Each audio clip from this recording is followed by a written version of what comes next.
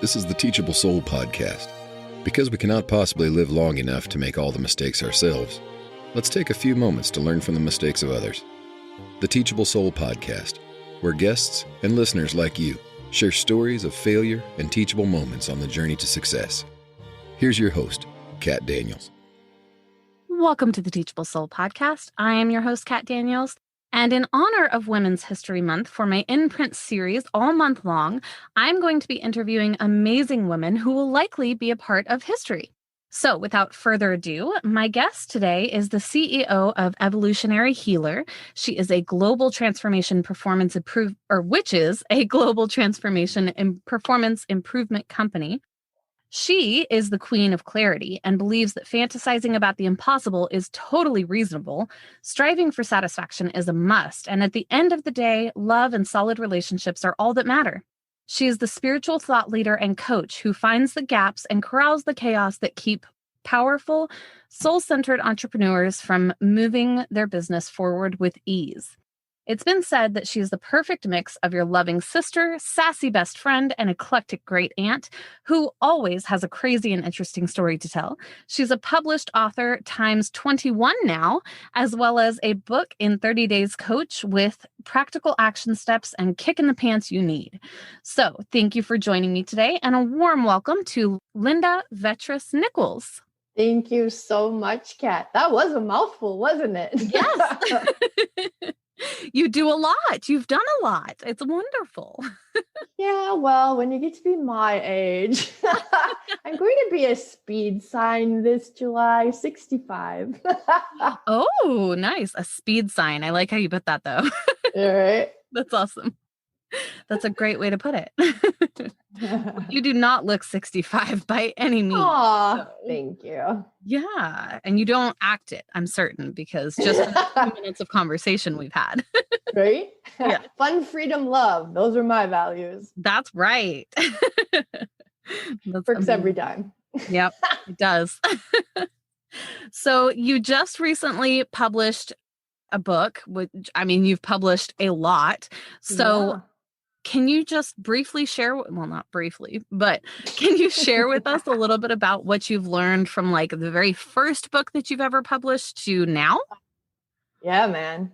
First of all, I did that with somebody else and couldn't get her to finish the chapter of her kid. It was a book about kids with special needs. And I even took her to a hotel and she still didn't get it done. And it's like, look, we promised all these parents we would get this book out. These were parents that we had been helping. And oh my gosh, that was a fiasco. And then on top of it, we didn't have this cool Amazon thing. So it was like, get a printing house, I guess you'd call it. Mm-hmm. And to get the price point of the books down to like $364, I ended up personally ordering 2,000 books, putting them in my basement, selling them to the health food store 6 at a time. Wow. Yeah, it was really different. A book about special needs to a health store? Yeah, I was helping parents pull their kids out of ADD, ADHD, autism, biochemically, and learning challenges too. And so a lot of it had to do with the food sensitivities they were dealing with and how to check for those and the good organic foods. And people would think, oh, organic is so expensive. And it's like, well, you get what you pay for. So you could feed your kid 1 carrot or you could feed your kid 10. Right. What's your choice? And which do you think would be cheaper? Right. Right. So yeah, that was my first book. And now it's kind of just this feeling of piece of cake. Here comes another one. Right. I guess those like real breeder type women, like just pop them babies out. Right. That's essentially what you're doing, because you've written over 20 books in how many years now? Yeah, I just published my 21st book this year. That first book came out in like 1998, and I think my second book probably came out in 2015, something like that. And then it just got crazy from there. Wait, your second book only came out in 2015? Yeah. So you've written like over 19 books in 5 years, 6 years? Yeah, I always say I cheat and I'm not a writer. And last year I owned I was actually an author. This year I'm owning that I'm a writer. And it's just weird. Yeah, so I'm the type of person that's like, I've got stuff all over my computer and it's like, okay, this could go together and this could go together. And there's a book. And I'm a book in 30 days coach. And that's a super fast process too, because I have this special exercise I do with people. I kind of call it my soul exercise. And I get their actual message for the world from their soul. And I just make 3 PowerPoint slides with a title slide. And then each slide has like a title and 3 bullet points. And it's like 12 points. And those become their chapters. And I just drag them through an interview, transcribe it, and pop it into a book template. And they're a published author. And it's really a beautiful co-creation kind of thing too, Kat. That's what I love about it the most. So we we're working out of a drive dock together. And yeah, it's really a really beautiful process. That's amazing. So when you do the whole book in 30 days coach thing, do you only do that for nonfiction books or is that also for fiction books? Oh, that's a great question. It's pretty much been just like nonfiction. And it's been so cool because I'm getting a lot of trauma drama stories. And yet I've had 2 clients now that put their trauma drama story into cookbooks. And I worked with mom. She did a health book. And then her husband, he was asked to be in a compilation book. So I worked with him on his chapter in the book, Boys Do Cry. And then they're twins, they're mirror twins, which is super interesting. And so I did a book with them on their first 8 years of life. They're only 8 years old. That was really fun too. The whole family got a book. Oh my gosh, that's amazing. Yeah, that was really fun. I enjoyed that very much. Awesome to be able to work with kids to do it even. That's awesome. Yes. And I did that for the very first time. A book didn't come out of it, a story. But I was working, my background is special education. And I was in a psychiatric day treatment center with very violent kids. And this one kid, he was kind of extra violent. And he really had a lot of respect for me, though, because I wasn't afraid of him. Anyways, yeah, we just co-created a story. Basically, it was totally his story. And we got it written down. And wow, it turned out so good. It was very moving. I was able to just really bring out the emotion side of the story for him. And then I did that with my daughter's kids. My daughter's kids. I have no grandkids list. Oh, okay. My friends, she's like my daughter, my friends' kids. and that was super fun too. And her daughter was only like 4 years old at the time. Oh my gosh. She just fought like a teenager though. It was a riot. We had a lot of fun. And that was fiction. Yeah. Yeah. Oh, that's so awesome though. That's so cool. Yeah. So and then they drew their own pictures and published their books. Oh, do you want to share any of those titles with us? Those sound cool too. Oh, I could if I just took a minute to go grab them. I don't have them off the top of my head. Okay, well, I'll grab them. Yeah, well, if you want to grab them after we're done and just like sure, I'll just put them in the description. Let's do it. How's that? Okay, cool. Thank you. All right, awesome. Yeah, I love. I mean, as you can tell, obviously, like my podcast, but I love like delving into the psychology sort of behind things. So, I mean, specifically the first one that you mentioned about the boy who was very violent is very intriguing to me. I would love to read that. When I was like a teenager and stuff, I used to read like, I think it was called The Lost Boy. Mm-hmm. I'm not sure. It was a story about when he was a man, obviously, whenever he wrote it, but it was a story about how he was raised and very, very abused by his Oh, family. wow. And so Mm-hmm. I don't know why I'm so intrigued by psychology and the way that like humans work, but I totally am. I bet you'd love the series, the documentary series, Men Who Built America, because you go into their childhoods as well. And it's fascinating. Ooh. And there's a book called, I think it's called The Mystery of the Dead Dog on the Sidewalk. And it feels like you're inside the head of a kid with autism. It's actually written by teacher of kids with autism, and he nailed it. It's really good. And he this boy runs away, and he's so lost in the sea of people at the train station, and it's brilliant. It's very well written. I'm sure you'd like that too. Yeah, I bet I would. I'm going to check them both out. Thank you. I have just recently discovered the application Wattpad on my phone. Are you on there? No. No. What do you mean? WhatsApp? No. What? Wattpad. It's for writers. Oh. And so it's WATTPAD. Okay. And I think it's mostly fiction on there. I haven't run into a nonfiction story on there. Oh. But you can just go and actually put your book out there if you want to. Oh, got it. And then people can read it and comment on it. But what I really love about it is that the stories that I'm reading, they have people have put music videos in with their in the scene, Yeah. Oh my. And pictures of dresses that the woman in the story is wearing to a ball or whatever's going on, I just love fun. Right? I just love the ability to add to the story. That made me incredibly happy for the past 2 days because I'm super stuck in it. Yeah, and I hadn't originally added photos into books that I had done or that clients had done. Then, of course, with the cookbooks, we started going crazy with photos.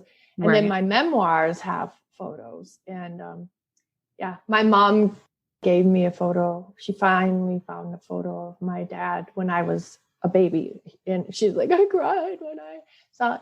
I lost my dad to suicide when I was just before senior year of high school. So that was pretty special for her to find it after all these years. Anyway, so it didn't make the In My Father's Closet memoir. So I was able to use it in my mother's kitchen. Oh, that's good. I'm glad. Yeah, I'm sorry about that.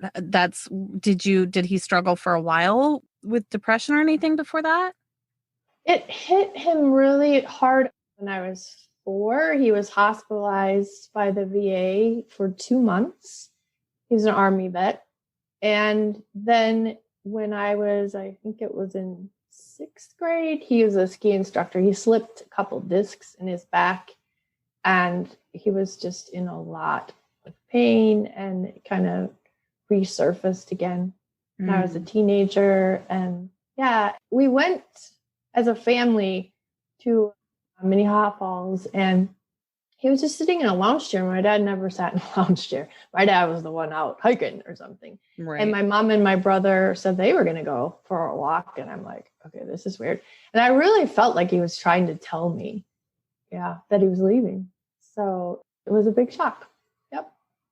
He went down in 2 weeks' time. He was home, he had the blues, and then he was gone. It was really fast. Oh, wow. Was he had slipped 2 discs. Was he in a wheelchair when he came home? No, he didn't go to the hospital when I was 4, he was hospitalized for depression for 2 months. When I was in 6th grade, he slipped a couple discs. He never went to the hospital. He just had his back pain resurfaced when I was in high school. Oh, I see. Yeah, and the depression came back. And within 2 weeks, he was gone. Oh, I see. Yeah. My brother is a musician, and he has a nonprofit foundation specifically for veterans and prevention of suicide, because with a lot more prevalent in veterans. Very much so. And his dad passed away. He was a veteran and passed away of suicide as well whenever he was young. So. Oh, okay. Yeah. And the global company that I am the CEO of, my husband and I, it's kind of an umbrella company. So the books are one of the divisions of it. My husband figured out how to get back to lost memory in early childhood, just like what Freud was always trying to do. My husband figured it out. Together, we further developed that process. And we even like opened a nonprofit for veterans and their family too. Because when you unplug that, then you can take care of PTSD, complex PTSD, suicide ideation, military sexual trauma, and the list goes on and on, self-sabotage, procrastination. Yep. And it's a one and done. It's like 2 to 3 hours and it's done over Zoom. And is that with hypnosis? Fascinating.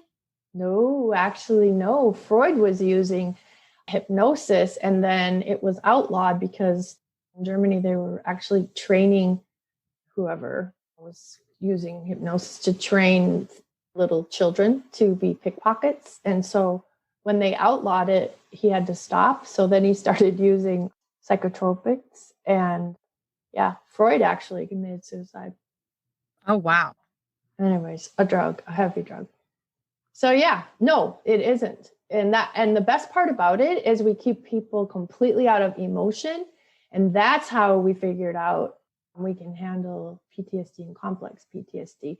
One gal, when we got done, I said, I can't diagnose.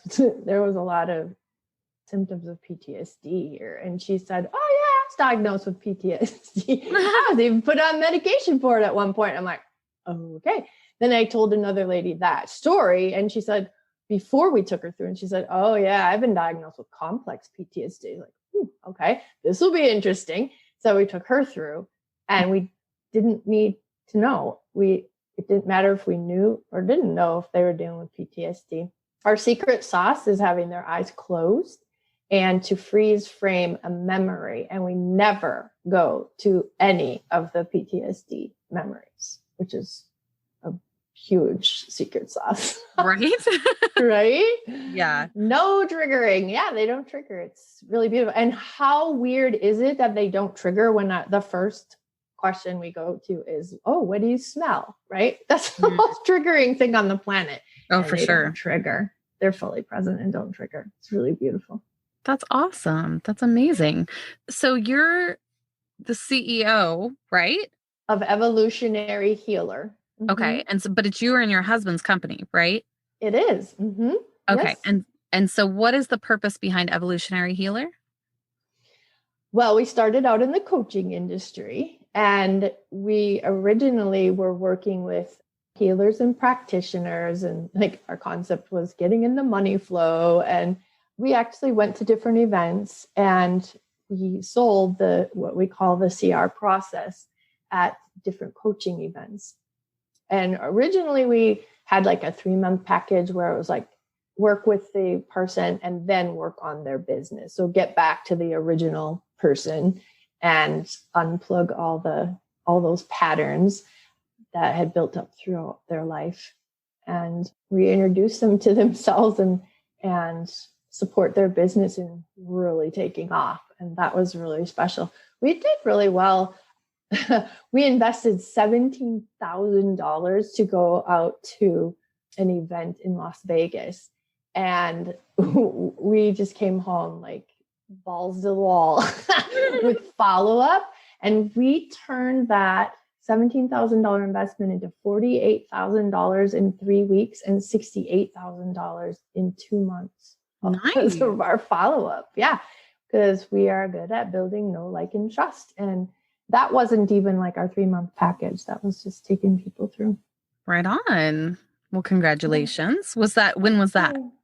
2012. Yep. Oh, okay. Wow. Yeah. Awesome. Yeah, I was going to say it can't have been in 2020, right? No. Pretty My sure husband the world ended up with canceled. Yeah. Right. My husband ended up with open heart surgery. He had a valve replaced and a wicked aneurysm because he was born with a valve that pushed too much blood out at one time or allowed too much blood out at one time. So yeah, so all of that stopped. And then we ended up in the whole COVID thing later too. So we do a lot of stuff online now. Did they do surgery on the aneurysm or the heart? They did both. So the valve had to be replaced. So he has a bovine valve. He had a bicusp valve, and you're supposed to have tricusp. You're supposed to like 3 things. It's like slowing it down.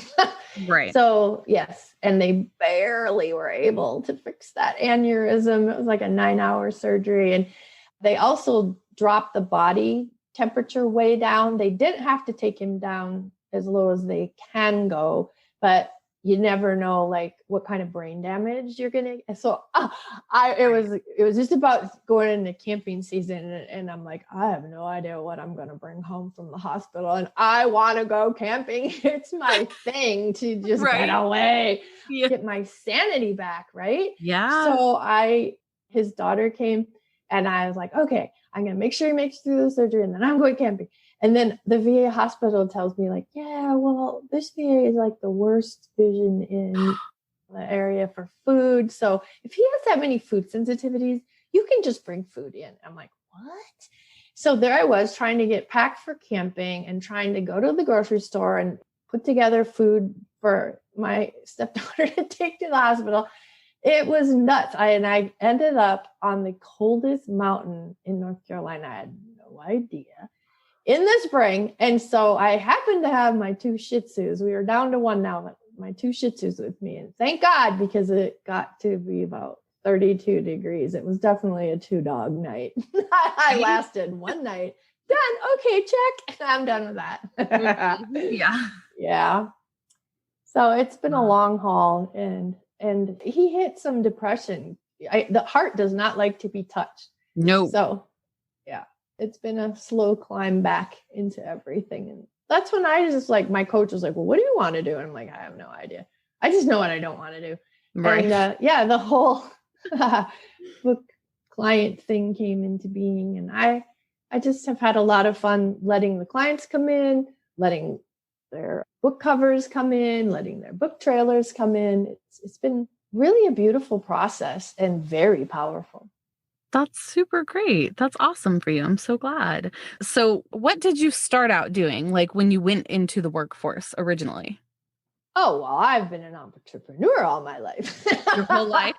From start to finish? Like, I stepped outside my house. I was not allowed to go down to the public sidewalk because we were on a very busy street. So I stood on the top of the stairs, the cement steps in the front yard, and screamed at the top of my lungs, "Tater chips, 5 cents," until my neighbor Joe came out and bought the whole bag. Just to shut you up, huh? Just to shut me up. And then I babysat in 5th grade. I took care of like a 3-year-old and twin siblings, newborns. And then I even babysat one time for a girl with pretty severe diabetes. And then after my dad died, I was told like I'd get money if I went to college. And I'm like, oh. So my Social Security would keep going. I'm like, okay. So I just took the bare minimums. And then I found a course where I could get 15 credits if I worked in a special ed classroom. And I fell in love with the teacher. I fell in love with the kids. I went on to 4-year college. And then I even did like a 5th-year program. I ended up with 4 licenses in special ed. And then, I pretty much was just, get through college, Burger King, Joann Fabrics. And then I pretty much just did the stay-at-home mom, subbed a little bit. And eventually I did work in charter school and then in the psychiatric day treatment center. But my kids were like in high school by that time. And stepped into the coaching industry with my husband of now 10 years after a 33-year starter marriage. Starter marriage. Right? Sure. Wow. And he stepped out of a 33-year starter marriage. He had been divorced about 5 years before I met him. So, yeah. And he's like, I saw you at Mona's at peace meditation, somebody's house. Because I saw you at Mona's 6 months earlier, and I just wanted to scoop you up in my arms and tell you you're mine, and I'm marrying you. And I'm like, what? He goes, yeah. And I still feel that way. And I'm like, you want to marry me? He goes, yeah. And I go, when do you want to marry me? And he goes, a week and a half, 2 weeks, take your time. And I'm like, you're not kidding, are you? And he goes, nope, sorry. He said, take your time. Yeah, week and a half, 2 weeks, take your time. So I made him wait 2 weeks and 2 days. I also made him read Women Who Run with the Wolves before I would have sex with him. He read it really fast. That's awesome. Yeah. So That's a great requirement for sex, though. Isn't Like, it? pro tip, man. Right? Pro tip. Yes. Yeah. I had read it pre-divorce and post-divorce. Yeah. So we had no idea of each other's triggers, and that got interesting. So we went to this thing where it's like, I'm going to a 1, and then everybody just stops, and it's highly respected. No matter if you're mad at the other person or not. And then you find out, okay, like what took you to a 1, and how do we get back to where we were, back to base camp. Oh, that's smart. Really well. Yeah, we had 1, 2, and 3, and we never got to a 3. That'd be yelling, screaming, throwing things, and I hate you, and I don't want to see you. Yeah. But we did threaten 2, off and on. That's so funny. So how did you were married and had children and were in a marriage for 33 years? What happened that you didn't stay in it after 33 years? Yeah, well, it was interesting. The whole thing started. I had a gymnastics injury. I was going to be a professional dancer. Then they said, you'll be lucky if you walk. You'll never dance again. I proved them wrong. My gosh, your life is a movie. It is, right? And my dance teacher, she wanted to see if I could make an 8-hour rehearsal. So she had this really kind of padded, cushy thing for me to do. She said you could come out to Medora, South Dakota. I think it's South Dakota. There's an amphitheater there, and she was going to be the director for the summer, and I could come out. If I couldn't make the 8-hour rehearsals, we'd figure it out. So I knew I was going to marry this guy, and I'm just like, here's what I want to do, what I'm planning on doing. And he's like, well, you can go, but I might not be here when you get back. And I thought, oh, well, I know I'm marrying him, so maybe I just won't go. That was a great starter. Then our kids were nuts. And he's like, why me? And yeah, and it's funny because in my, funny, not funny, right, in my father's closet, well, let me take you back to my husband, my now husband, and I were in like really big homes, like 3,000 square foot homes. We downsized like crazy. We downsized when we came together. We downsized more. And we ended up in a spacious 1-bedroom apartment, and like not much made the cut, right? Well, there was this spiral notebook that did make the cut. And it was from going to a marriage seminar, like a weekend seminar where they taught on something and they asked some questions, and then you journaled, like kind of like journaling, but you wrote a letter to your spouse, and then you exchanged your notebooks, and they read what you wrote out loud, and then you guys talked about it. So I kept that journaling, so to speak, that letter writing up. We both did for a little while, and then I did it longer. Anyways, so I just typed it all up and dumped it into the Drive doc as I was putting that memoir together. And I said to my friends, hey, will you go in there and read that? Because I mean, I just dumped it all in there, and I know it's like way too much. And they were like, oh, no, it's not. Leave every word. Oh my gosh. It's so good. I'm like, what? Like, what are you guys smoking? Really? Yes, it's so good. And I'm like, why is it so good? What do you like about it? And they're like, because it's like the old you who we didn't know, but we're feeling it. We've been that. And you were doing your darndest to make it work and blah, blah, blah. And I'm like, oh, and like, now you're just like so in your power and da-da-da-da. I'm like, okay, I'm leaving it. Then I did a dream interpretation in the memoir for my in my mother's kitchen book for a client, there were like 3 different dreams, and I left all the dream interpretation, did the whole dump again. And sure as shit, they're like, no, don't take anything out. It's really good. Leave it all. I'm like, okay. Nice. So those books turned out to be like, I don't know, 200 pages Wow. with colored photos. So they're a little pricey because of that, though. Yeah. Oh, I bet. Yeah. That's amazing. So after 33 years, what made you or whoever decide to like stop being married? He was actually dealing with more and more depression, and I was not getting my needs met. And I had been in the whole like Christian world, and I really don't believe I would have stepped out of that marriage had I not met a whole different tribe of people. Right. At a more higher conscious level. And yeah, I just stood up for me and learned to love me instead of people pleasing. Mm. Yeah. One of my clients did a book, My Soulmate, My Love, My Narcissist. And the bottom line of attracting a narcissist is that you don't love yourself. And you're actually getting your needs met through the narcissist, which is like seriously weird. Right. Yeah. So a lot of things boil down to not loving yourself, ladies, let me tell you. Yeah. Mm-hmm. Yeah. I think a lot of ladies get caught in that little trap, that little fly trap there. Yeah. Yeah. And that's a little, right? Yeah. Oh dear. Quite a gigantic one, actually.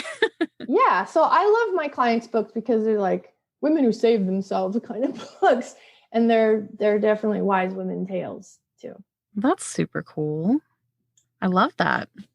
Yeah, that makes me more excited now to talk to the other 2 that we were talking about earlier that I'm going to have again on later this month. That'd be great. Yes, that's going to be exciting. All right. So one of the other things that you had mentioned was that when you had your first child, you learned that everything is a choice. Can you talk a little bit more about that? Yeah, that was a wild ride. So it had been forever type labor and delivery. And yeah, at one point I was looking up in the mirror, was in the delivery room, and I could see everything going on. And then all of a sudden, it just felt like everything stopped. And then I was like, wait a minute. And I was like, I'm in the mirror. I'm looking down from the mirror. And then it was like, oh, the baby had been born. I was in the doctor's arms. And the doctor was kind of walking along my side. And I said, I should go back, because I could feel myself leaving. Yeah. I was like, I should go back. I think that baby needs me. So I should on myself at the point of death. Right? And I think is another lie. Oh, my ego was nice and awake. Yeah. It's like, no, it's not. I think it's, I know. Mm-hmm. Yep. And so, yeah, everything is a choice, even death. Wow. So you died on the table and then came. Well, and I had no idea. So about 2 weeks later, I was telling my friend that story, and the now husband said, oh yeah, that makes sense. They lost you. They had to use the paddles on you to get you back. And I'm like, what? And it's like, you never told me that. No one had ever mentioned that to you? 33-year star emerge. You get it? Yeah. Oh God. Nobody. No. Wow. No. And I didn't talk about it afterwards, just that friend encounter and hearing him say that. So like, I'm super close to my mom. I called her like practically every day. And I never even told her. Oh, wow. Or my son, who was that baby, until just last year. Oh my gosh. That's crazy. I know, right? Why? Never thought about it. Yep. Never thought about the meaning of it. Right. Until just but last now year. I really get the soul. Like I talk about the 3 stages of female psyche. Like you come and your parents put filters on you and you encounter the predator, and then you become a predator, and then you blame everybody else and you don't own your shit. And then you go into the dark night of the soul where you do start owning your shit. Sometimes there's suicide, sometimes there's addictions. And then you finally step back onto what I call stage 3, where you came from. And everybody's going, hey, Linda, what do you remember? Like, I'll pay you for that. Because we just go through this human cycle and we start forgetting who we really are. And as a fully embodied soul, we are very powerful and we are perfectly imperfect. Right. That's so interesting.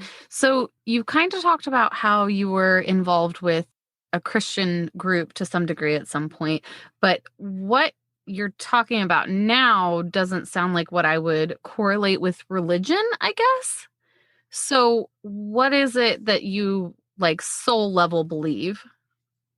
Yeah, it's definitely spirituality. I mean, even the 7 major religions, they all agree on spiritual truth. Right. It's like, you can't deny it. And I always say, you can't make up this shit. Yeah. For real. Real dough. And so I had a client who had 2 heart surgeries. And during her second one, she kind of was between the worlds because they didn't completely have her under. And she felt like her light body just coming out of her, she called it, and it was facing her and was attached by like a cord, and then turned over and started floating around. She said, there were all these like gold bubbles, and I knew who everyone was. I knew all about them. And I was just saying hi to everybody. And I'm like, oh my God. That's what you hear about, like in the Bible, like the Lamb's Book of Life. And then like out in Sedona, whatever, the orbs, you catch them in pictures, right? And there's this logical explanation on Google. And spiritually though, it's like, those are the orbs. And those are like people who aren't in their bodies. Oh my gosh, that was like so fascinating. So basically it's like, yeah, especially because I work with a lot of people who've had traumas. You leave your body when there's trauma, when you're drunk, when you're a kid with special needs, like why be in there, right? You just leave your body and you're just floating around, and you can bring your soul into your body. And I always say, like, get it down in that abdomen area. That's your core as a human being. Trainer will tell you, like, work your core, build it up, get it strong. And you can bring your soul down into that area, which is called the second chakra. And now you're fully embodied and you're really in your power. And if you should even hear your ego by that time, you can just thank it. If you don't, it will go over and recruit your, what Eckhart Tolle calls your pain body, and give you like a good 3 memories to get you crying and fearful. Right? So the ego's there to protect us, warn us of the future or whatever. And it doesn't mean you ignore it. It's like, okay, thank you. So Walk at the Level of Your Soul, which is a book I did a few years ago. It's talking about the pain body and the ego and the soul. And when you are fully embodied in what I call walking at the level of the soul, it's kind of like plexiglass all the way up and all the way down on your sides. So like your ego's over on the right, your pain body's over on the left, and you're good to go.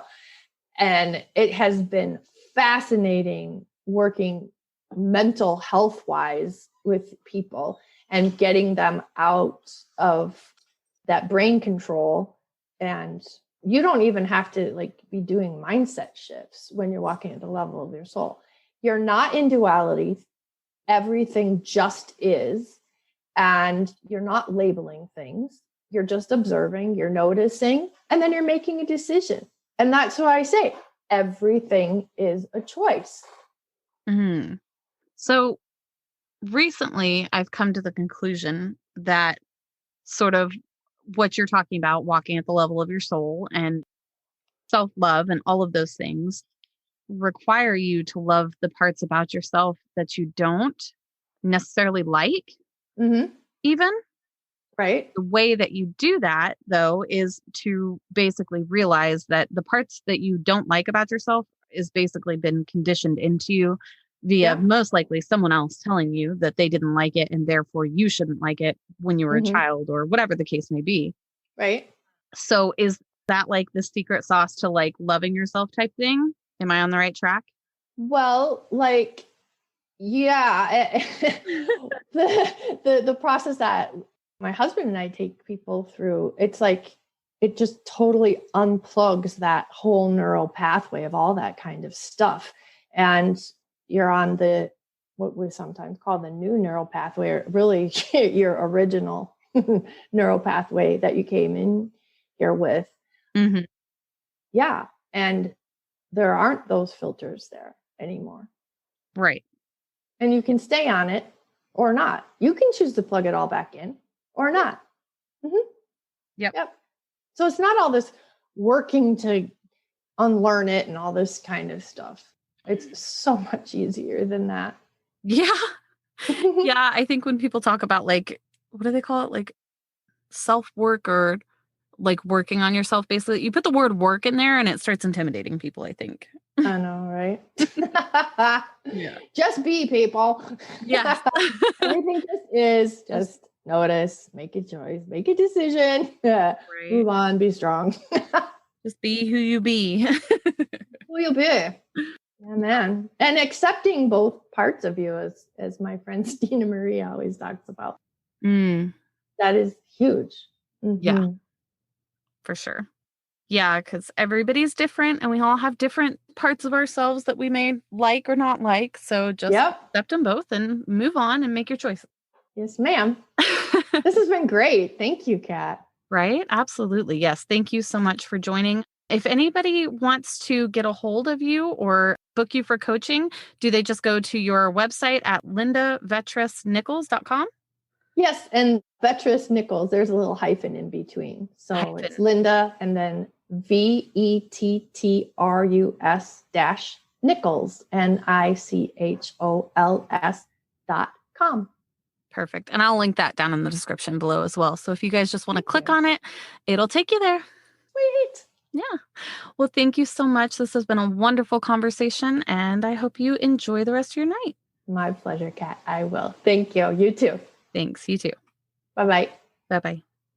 You have been listening to the Teachable Soul podcast. You can find us on any social media platform, Facebook, LinkedIn, and Instagram as The Teachable Soul, or on Twitter as Teachable Soul. Also, if you'd like to help support the show, you can find us at patreon.com/The Teachable Soul. You can also visit our website for more information at theteachablesoul.com.